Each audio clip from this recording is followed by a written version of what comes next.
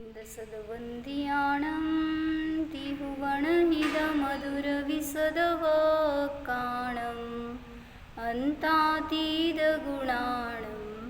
नमो जिनाणं जिदभवाणं। कुंदकुंदाचार्य भगवान की जय। गाथा नंबर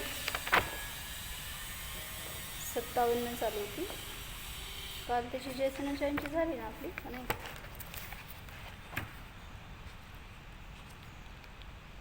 झाली की पूर्ण 58 गाथा घ्यायची. आज थोडंसं तरी त्यातलं विश्लेषण आहे म्हणून 57 एकदा म्हणून. कम्मं वेदयमाणो जीवो भावं करेदिजारिसयं सोतस्य तेन कत्ता हवदितीय सासणे पडिदम. काय अर्थ? कर्मांचं वेदन करणारा नाही कर्मांचं वेदन करणारा जीव ज्या भावाला करतो त्या भावाचा त्या प्रकाराने तो करता आहे असं म्हणलं जातं. असं शासनामध्ये सांगितलेलं आहे. म्हणजे शास्त्रामध्ये वस्तुव्यवस्थेमध्ये असं कथन आहे. तर याच्यामध्ये जीव करता आहे का अकर्ता आहे असं एकांचा प्रश्न आला. नक्की त्याला कर्ता म्हणायचं का अकर्ता म्हणायचं?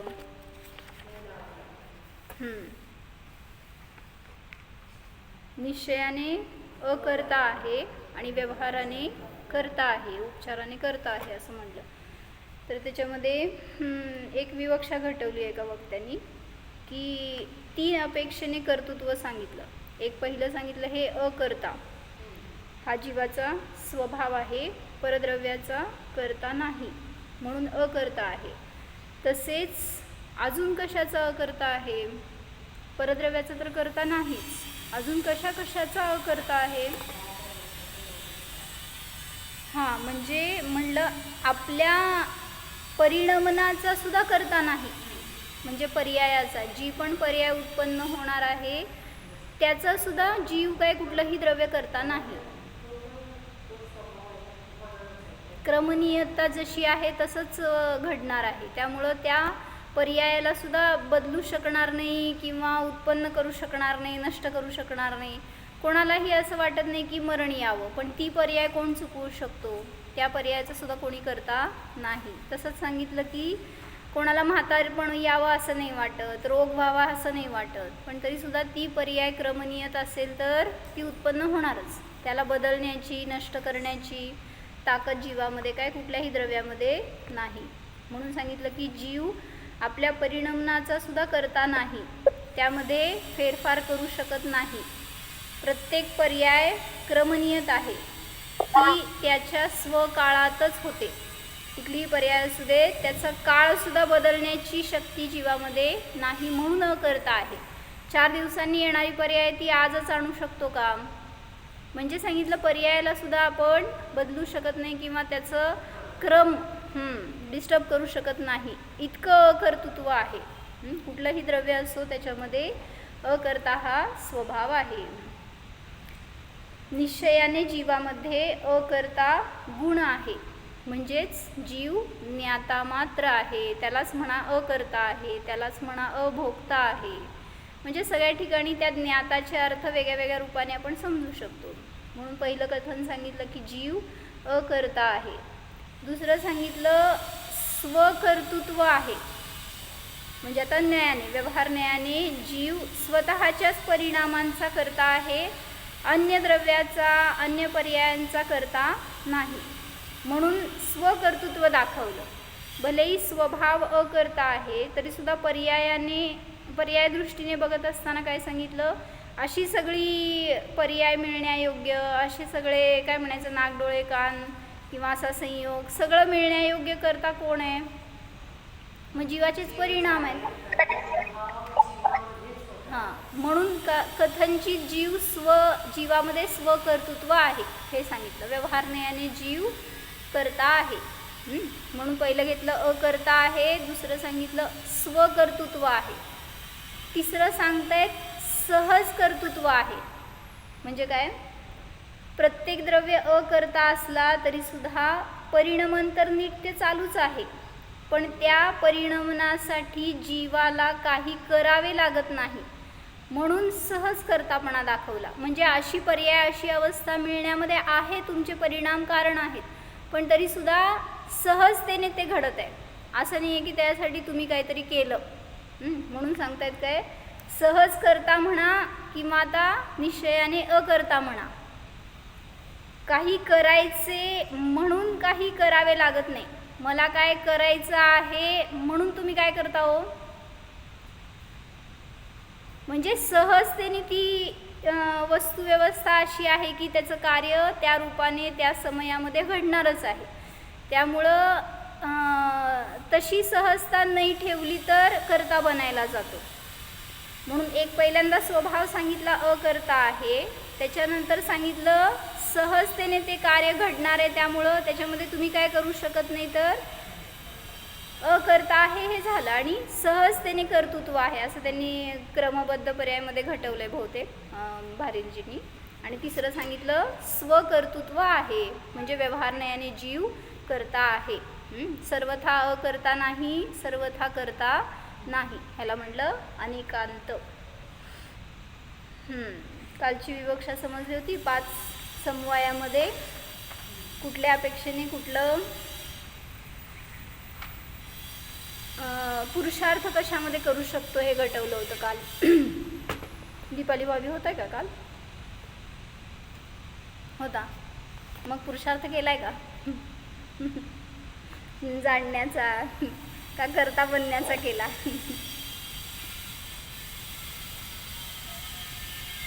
मला क्वेश्चन आहे काय, पुरुषार्थ कुठं चालतो असं काल घेतला होता ना विषय. 5 समवायामध्ये कशातही पुरुषार्थ चालत नाही, न स्वभावामध्ये न हां, तर स्वभावामध्ये पुरुषार्थ चालत नाही, निमित्तामध्ये चालत नाही, काललब्धीमध्ये चालत नाही आणि दैवामध्ये चालत नाही. तर पुरुषार्थ परिणामामध्ये पर्यायामध्ये घडतो. त्यामुळं या सगळ्याला चारीला पण बदलण्याची शक्ती किंवा त्याला करण्याची शक्ती, त्याच्यामध्ये काहीतरी प्रयत्न पुरुषार्थ काहीही चालू शकत नाही, हे काल घेतलं होतं. परमात्म्या अपेक्षेने स्वभाव चालू शकत नाही असं ना, आवरण आहे त्याप्रमाणे ज्ञानावर दर्शनावर तसं घेतलं होतं. नाही, कुठलंही कार्य घडत असताना तिथे 5 समवाय आहेत लावलं ना, मग त्या 5 समवायामध्ये तुम्ही पुरुषार्थ करताय, तर तो पुरुषार्थ कुठं होतोय, कुठं करताय. जसं क्रमनियमित आहे त्याला दैव म्हणा, त्याच्यामध्ये तुमचा पुरुषार्थ कार्यकारी नाही. निमित्त जे काही मिळालं त्याला पण बदलण्याचं तुमचं कार्य नाही, त्याच्यामध्ये पण पुरुषार्थ उपयोगी नाही. मग निमित्त, क्रमनियमितता, काय म्हणायचं, स्वभाव पण जसा आहे त्याला कोणी बदलू शकत नाही, त्यामुळे त्यात पुरुषार्थ चालत नाही. जीव ज्ञाता आहे आणि पुद्गल जड आहे, त्या पुद्गलाला कोणी चेतन बनवू शकत नाही आणि चेतनला अचेतन बनवू शकत नाही, त्यामुळं स्वभावामध्ये पुरुषार्थ चालत नाही. आणि चौथं काय राहिलं, काललब्धी घेतलं की क्रमनियमितता, काललब्धीमध्ये पुरुषार्थ चालत, पण निमित्त परद्रव्य आहे त्यामध्ये सुद्धा आपला पुरुषार्थ कार्यकारी नाही. ठीक आहे. तर आता याच्या पुढचे 1-2 गाथा कशा घेतल्यात, म्हणजे आता या गाथेमध्ये काय विवक्षा सांगितली, जीव त्याच्या परिणामांचा करता आहे, कर्मांचा करता नाही. पुढच्या गाथेत उलट सांगतायत, कर्मच कथनचित जीवाचे करता आहेत. कसं सांगायला बघू. 58 गाथा आहे.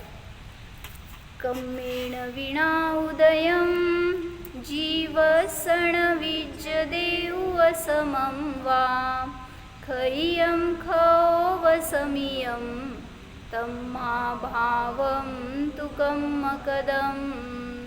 कळलं. कम्मेण विना जीवस उदयं न विज्यते, उवसमं न विज्यते, खय्यं न विज्यते, खवसमियं न विज्यते, तम्हा कम्मकदं भावम. काय कळलं सांगा. क्षयक्षम नाही, म्हणून सगळे हे भाव कर्मकृत आहेत असं म्हटलं जातं. पहिल्या गाथेमध्ये वेगळं सांगितलं कथन, आता वेगळं कथन सांगतायत.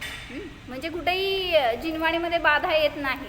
तुम्हाला कुठं असं वाटू नये की सर्वथा जीवाला शुद्धच सांगितलंय किंवा सर्वथा अशुद्धच सांगितलंय, अशी काही विवक्षा नाही.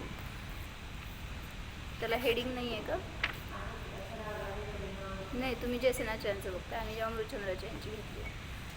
द्रव्यकर्म निमित्त मात्रपणाने औदैहिक भावांचा करता आहे. पहिला सांगितलं होतं जीवाच्या भावांचा करता जीवच आहे. आता सांगतायत कर्म जीवाच्या भावांचा करता आहेत. म्हणजे असं एक लिंक घेतली आहे छान त्यांनी ह्या पुढचा आता अनेक गाथांपर्यंत. त्यामुळं ती लिंक तुटू देऊ नका. म्हणजे रोज माझ्याबरोबर राहावा असं मला सांगायचं. कर्माशिवाय जीवाला उदय किंवा उपशम व शेष अर्थाने क्षय किंवा क्षयोपशम असत नाही. म्हणून क्षायिक, क्षयोपशमिक, औदैहिक व औपशमिक हे चतुर्विध भाव कर्मकृत आहेत असं म्हटलं जातं. ऐकू येते काय सांगितले? जीवाला जे काय भाव होतात ते कोण करतं? तुम्हाला जे भाव होतात ते कोण करतं? कोणी दुसरा तर करत नाही, मीच करतो. पण तरीसुद्धा मी करतो असं म्हणताना तिथं कर्म पण कारण आहेत. तुमच्याजवळ असणारे कर्म त्यांचा उदय आल्यावर तुम्ही तसे भाव करता. म्हणून निमित्त रूपाने ते कर्म तुम्हाला रागी, द्वेषी, मोही, क्रोधी, मानी बनवतात असं या गाथेमध्ये सांगताय. द्रव्यकर्मणाम निमित्त मात्रत्वेन औदैहिकादि भाव कर्तृत्वम अत्र उक्तम. द्रव्यकर्मांचं निमित्त मात्र रूपाने औदैहिकादि भावांचं येथे कर्ता मात्र आहे असं सांगतात. म्हणजे औदैहिकादि भावांना निमित्त मात्र अपेक्षेने द्रव्यकर्मच करता आहेत त्यांचे. द्रव्यकर्मास औदैहिक भावांचा कर्तेपणा व्यवहाराने सांगितला आहे. नाही सांगा लगेच.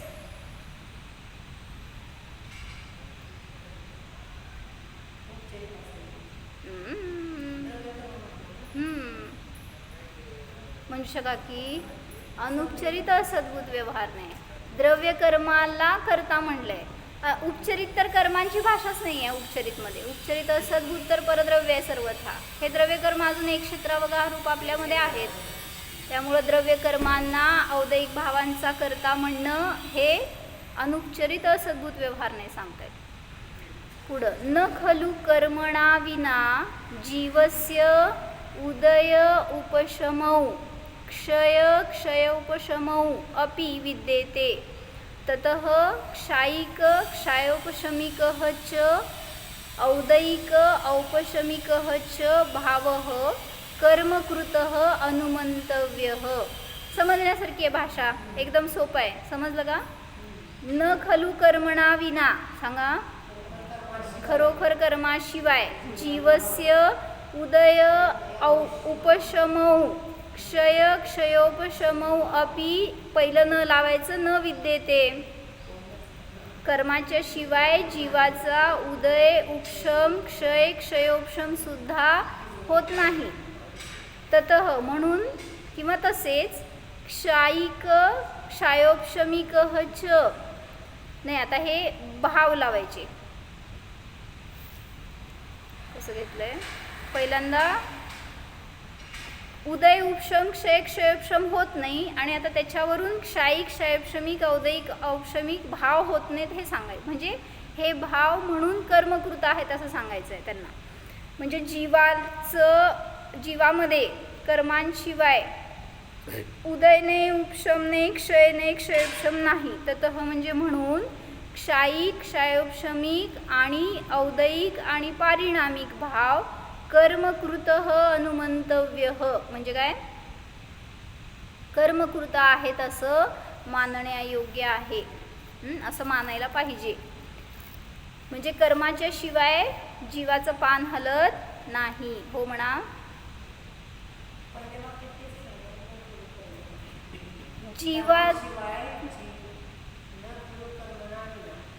कर्माशिवाय जीवाला उदय उपशम क्षय क्षयोपशम होत नाही आणि त्याच्यामध्ये असणारे ते भाव आहेत ते कर्मकृत आहेत.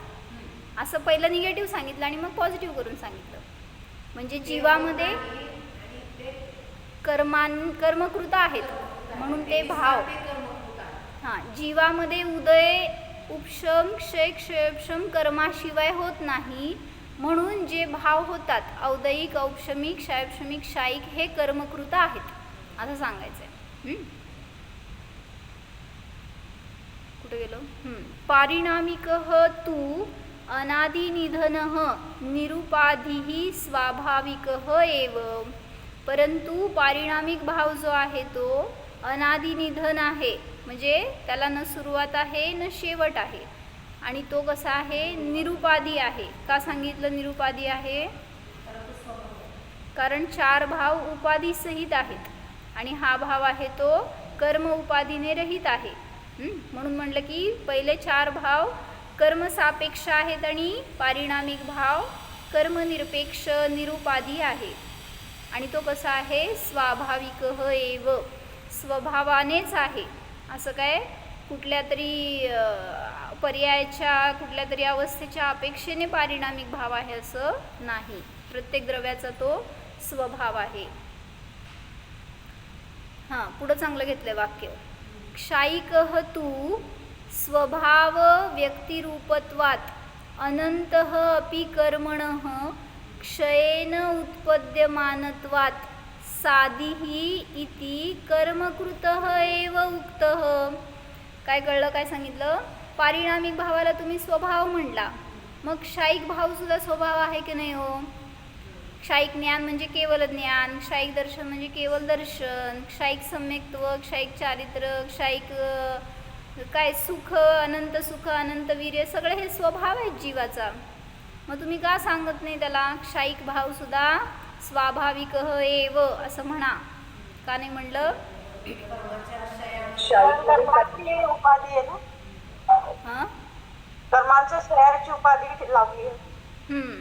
म्हणजे काय सांगाल? कर्मांची अपेक्षा आहे तिथं की आपण कर्मांचा क्षय केला म्हणून तो शाही भाव प्रकट झालाय. म्हणजे आहे ॲक्च्युली, हां, म्हणजे आहे ॲक्च्युली स्वभाव. आणि म्हटलं होतं ना काल परवा की कर्मांचं त्याच्यावर आवरण आहे. कर्मांनी काही केलं नाही, स्वभाव तयार केला नाही आहे, फक्त कर्म नष्ट झाल्यावर तो स्वभाव व्यक्त झालाय. म्हणून इथं काय सांगाले? सुरुवात पण नाही म्हणायचं.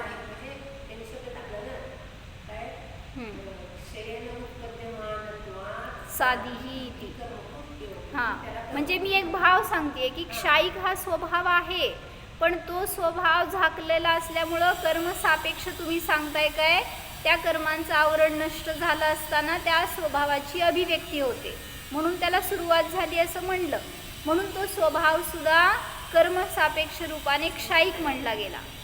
मग इथं काय सांगतायत की पारिणामिक भाव तर निरुपाधी आहे, स्वाभाविक आहे, परंतु जो क्षायिक भाव आहे तो स्वभाव व्यक्तिरूपत्वात्, स्वभावाने त्याची व्यक्ती होत असल्यामुळे, स्वभाव व्यक्तिरूप असल्या क्षायिक भाव स्वभाव व्यक्तिरूप असल्यामुळे अनंत असताना सुद्धा कर्मणः क्षयेन उत्पद्यमानत्वात्, कर्माच्या क्षयाचं निमित्त असताना उत्पन्न होत असल्यामुळे साधी आहे. म्हणजे सुरुवात आहे त्याला. पारिणामिक भाव जसं अनादी आहे सांगितलं तसं क्षायिक भाव हा अनादी नाही तर साधी आहे. अशा रीतीने तो कर्मकृतच आहे असं सांगितलेलं आहे. काय समजलं सांगा?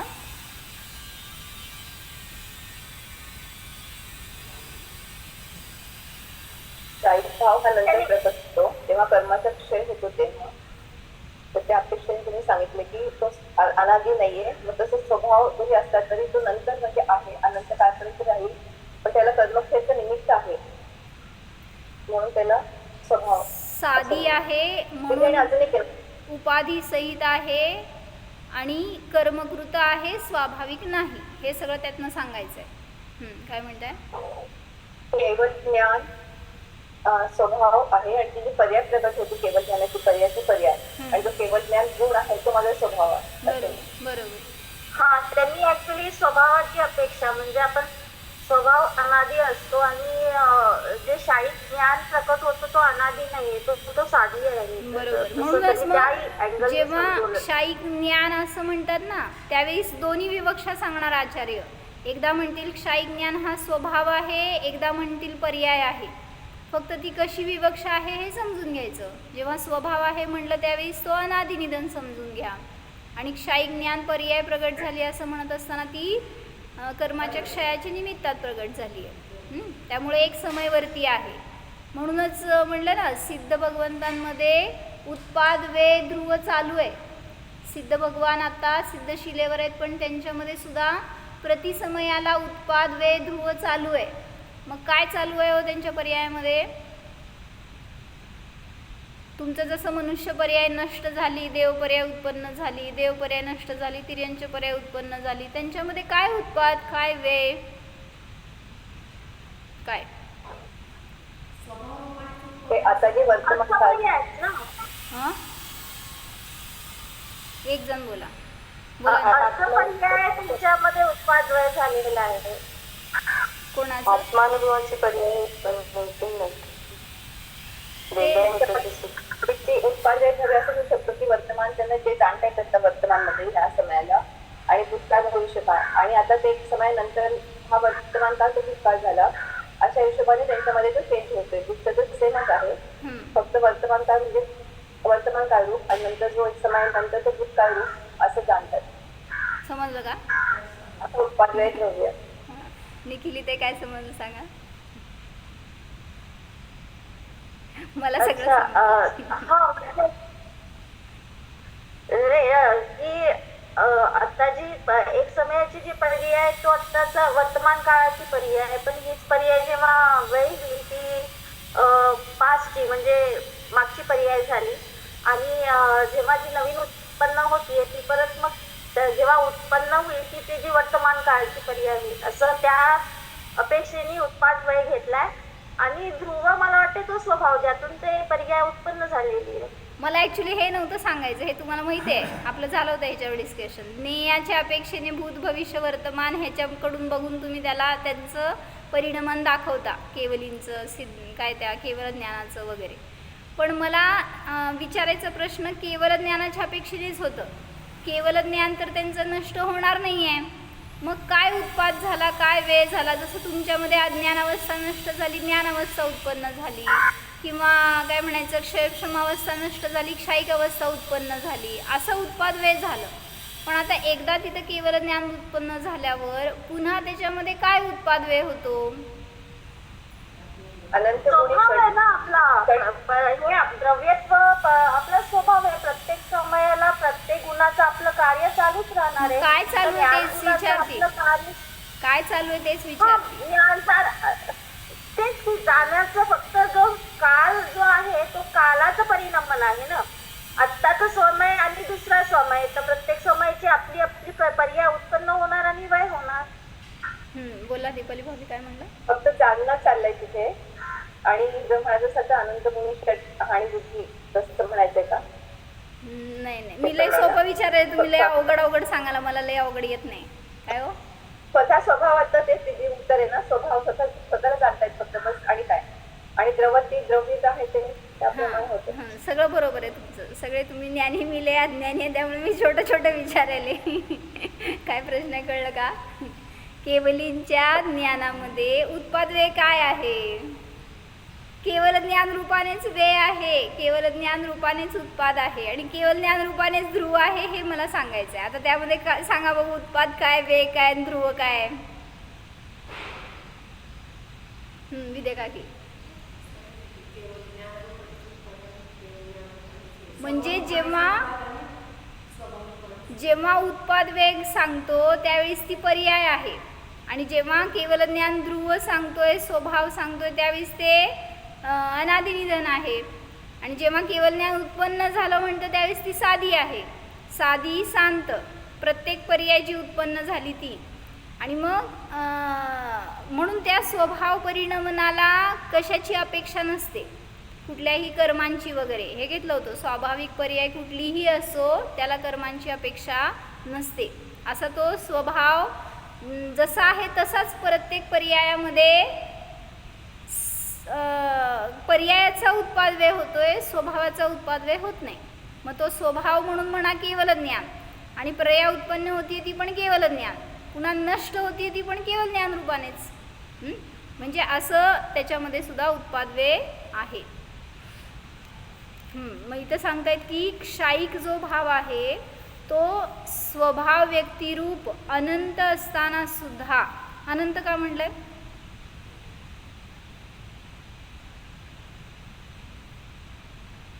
क्षायिक भाव स्वभाव व्यक्तिरूप असल्या कारणाने अनंत आहे. आता फक्त ज्ञानाकडून नाही बोलायचंय, क्षायिक म्हणत असताना सगळेच भाव घेणार त्याच्यामध्ये.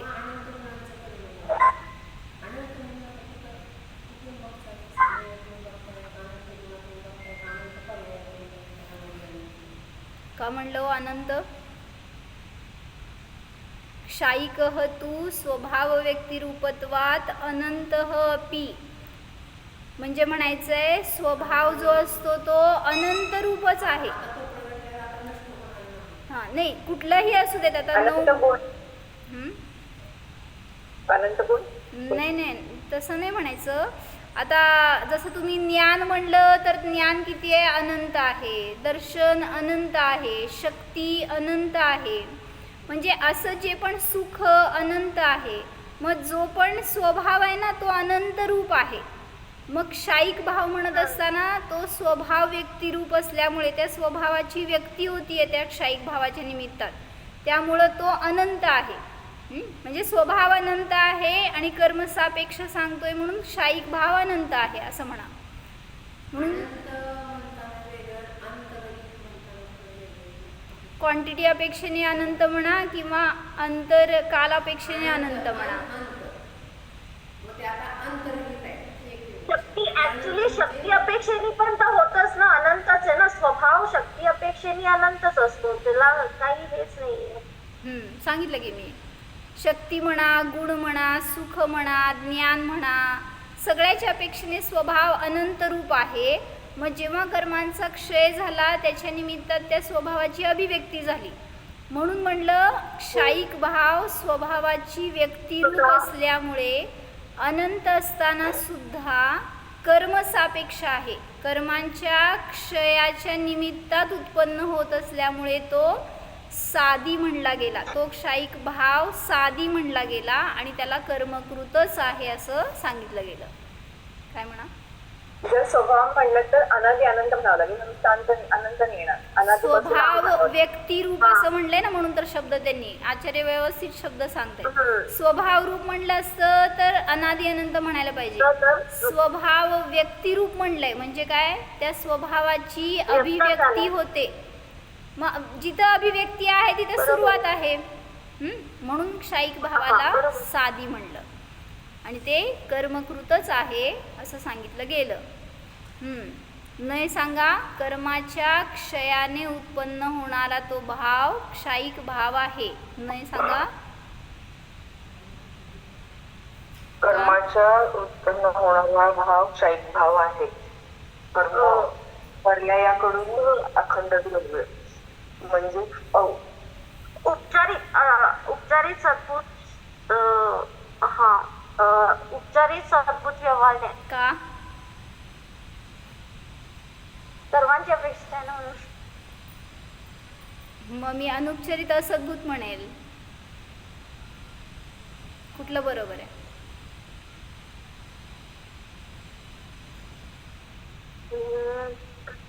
अनुपचारित असं, कारण कर्मक्षय झाले, द्रव्य कर्मच असं घेतलं. हा असं सांगायचं. हो म्हणजे काय, दोन्ही बरोबर आहेत असं म्हटलं असं तर मी गप्प झाले असते. तुमच्यात कला येईन मला गप्प करायची. म्हणजे ते पण बरोबर आहे, तुम्ही सांगितलेलं पण आणि मी सांगितलेलं पण बरोबर आहे. का? जेव्हा द्रव्य कर्म घेतो, द्रव्य कर्माच्या क्षयाचं निमित्त असताना जीवाला क्षयिक भाव होतात असं म्हणलं तर अनुपचारित असद्भूत व्यवहार नाही. आणि भाव कर्माच्या क्षयाने उत्पन्न होणारा भाव तो क्षयिक भाव असं म्हणलं तर उपचारित सद्भूत व्यवहार नाही. म्हणून कर्मांचा उदय असू दे नाही तर क्षय असू देत, जेव्हा त्याचं निमित्त लावतो तेव्हा ते द्रव्य कर्म म्हणायचं आणि ते असद्भूत व्यवहार यामध्ये घातलं. आणि जेव्हा त्याच्यामुळं झालं असं म्हटलं तर भावकर्म घ्यायचे. एका द्रव्यामध्ये त्याच्यामुळं झालं असं म्हणू शकतो. पण जेव्हा द्रव्यकर्म पौद्गलिक घेतो त्यावेळेस त्याचं निमित्त असताना, क्षयाचं निमित्त असताना उत्पन्न होतात म्हणून ते क्षायिक भाव म्हणले. तर ते कर्मकृतच आहेत असं सांगतायत. त्यामुळे इथं विवक्षा आहे ती द्रव्यकर्मांच्या अपेक्षेने, त्यामुळे तो अनुपचरित असद्भूत व्यवहारनयच घ्यायचा. तसंच प्रत्येक भावाचं सांगायला जातं. जसं इथं क्षायिकचं सांगितलं, पुढं सांगतायत औपशमिकः तू कर्मणाम उपशमे समुत्पद्यमानत्वात् अनुपशमे समुच्छिद्यमानत्वात् कर्मकृतः एव इति. जसं क्षायिकचं सांगितलं तसंच आता औपशमिक भाव सांगतायत. परंतु औपशमिक भाव कर्मांच्या उपशमाचं निमित्त असताना उत्पद्यमान असल्यामुळे आणि अनुपशम म्हणजे काय म्हणायचं, उपशम नसताना समुच्छिद्यमानत्वात म्हणजे त्याचा छेद होत असल्यामुळे, असंच घेतलं ना, उपशम नसताना नाश होत असल्या कारणाने कर्मकृतः एव, तो भाव सुद्धा कर्मकृतच आहे. कुठल्यात औपशमी म्हणजे नष्ट होतो असं म्हणायचंय. म्हणजे उपशम झाला नसताना ते भाव नष्ट होतात असं म्हणायचे. ते भावच झाले नाहीत ना तशा प्रकारचे. म्हणजे उपशमाचं निमित्त असताना जीवाला तसे परिणाम उत्पन्न होतात असं म्हणलं तर ते साधी झाले. आणि अनुपशमामध्ये उत्पन्नच होत नाहीत, त्यामुळे त्याला काही प्रश्नच नाही परत. इथलं खालचं वाचते एक मिनिट.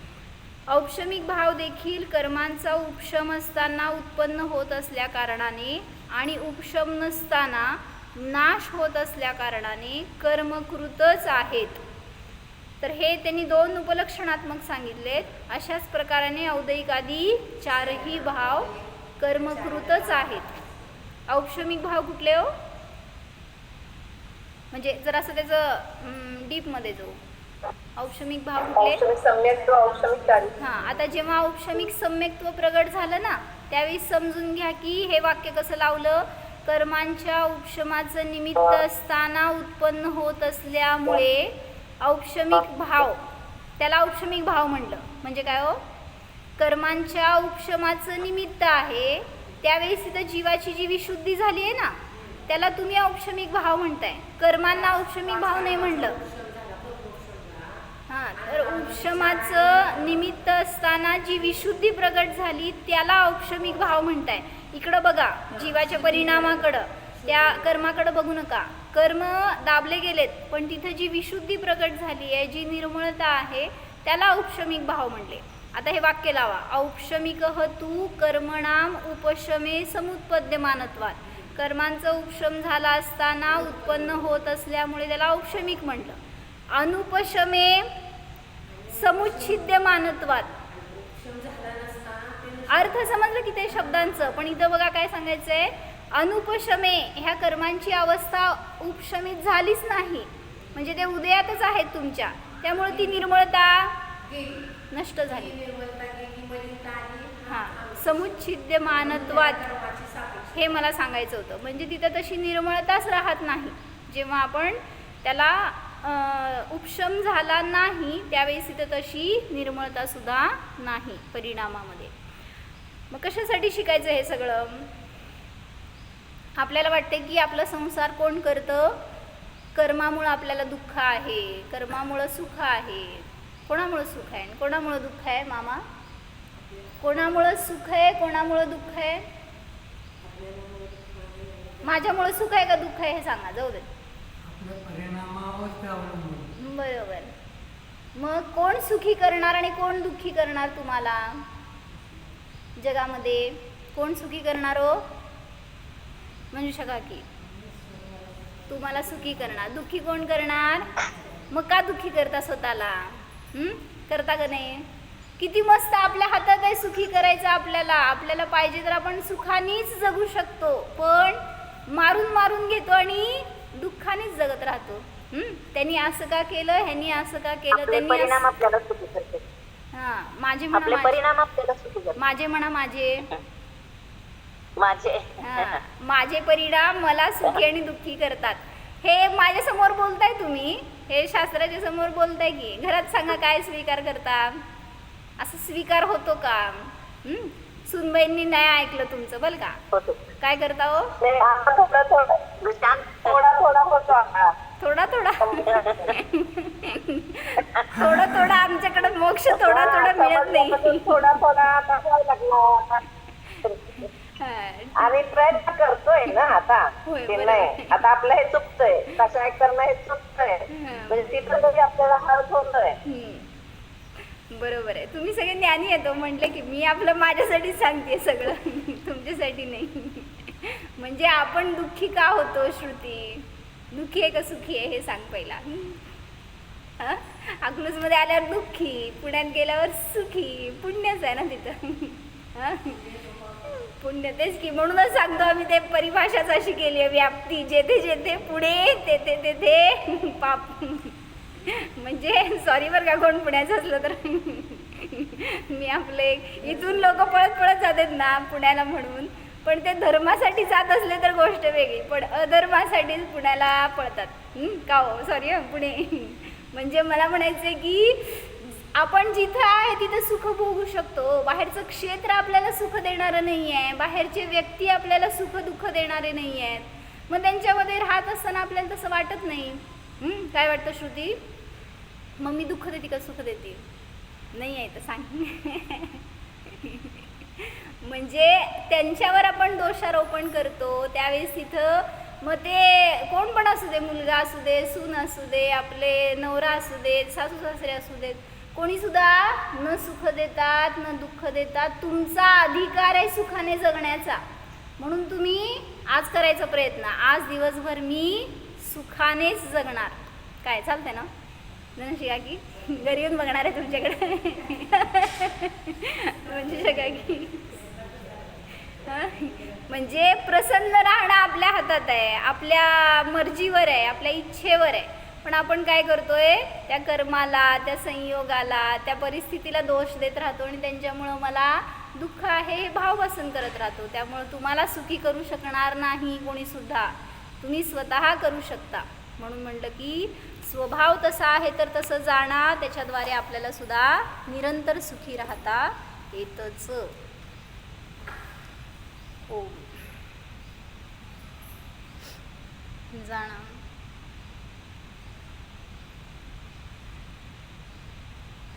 जीवाचा स्वभाव जाणा. पहा जसे सिद्ध भगवान अनंत सुखी आहेत, मी त्याप्रमाणे मी देखील अनंत सुखी आहे. पहा माझ्या स्वभावामध्येही काहीही कमी नाहीच. अनंत सुख स्वरूपोहम स्वयं सिद्ध स्वरूपोहम कर्मनिरपेक्ष स्वरूपोहम. ओम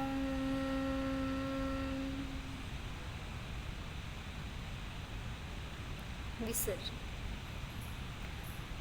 नमो अरिहंताणं, नमो सिद्धाणं, नमो आयर्याणं, नमो वजायाणं, नमो लोये सौवसां.